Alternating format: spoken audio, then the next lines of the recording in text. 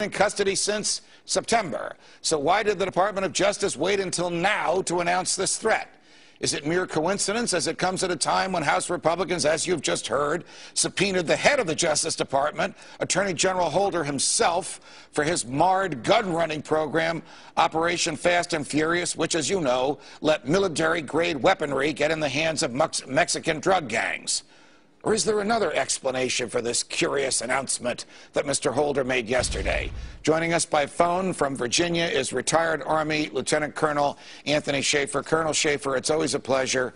Welcome back to Freedom Watch. Thank you for having me, Judge. Sorry I can't be there. As are we, but we appreciate you picking up the phone and calling us. What is your take on this alleged terror plot involving Iran? Is this the way the Iran intelligence agencies usually operate, engaging with somebody they thought were involved with Mexican drug gangs to assassinate a Saudi Arabian ambassador in a public restaurant in New York or Washington? Well, it's a long way to get to a much easier target in other places, and no, I don't think so. And obviously, I've interrogated the Iranians. It's two chapters of my book, Operation Dark Heart, are dedicated to this, and that's what makes me think twice about this. The American that they're accusing here, Judge, was true enough. He has a dual passport, Iranian-American, but frankly, my experience has been directly that these people love being here. Once they're here, they love being here. And the idea of this guy, all of a sudden, after years being a successful, by all accounts, a successful used car salesman in Texas,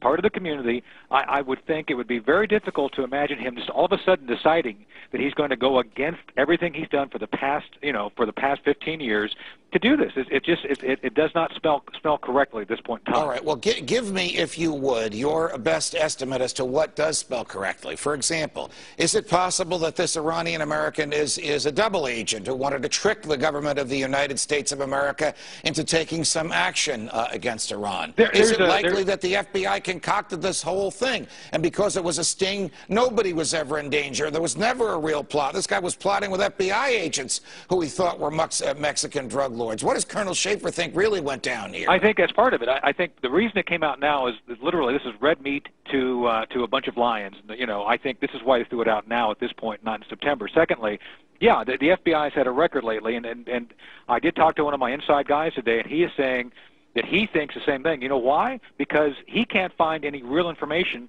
and he's got a clearance.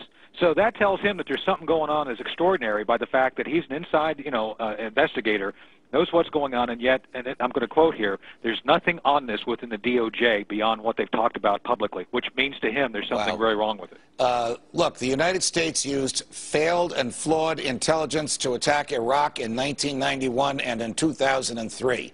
Is there the danger that we might use something as preposterous as this plot, which was created and run and controlled by the FBI that was announced yesterday, as a basis for invading the country of Iran, which, as you know, a lot of neocons in this country have been itching to get us to do? Right. I got to tell you, I do believe the Iranians do pose a threat. However, I agree with you on this.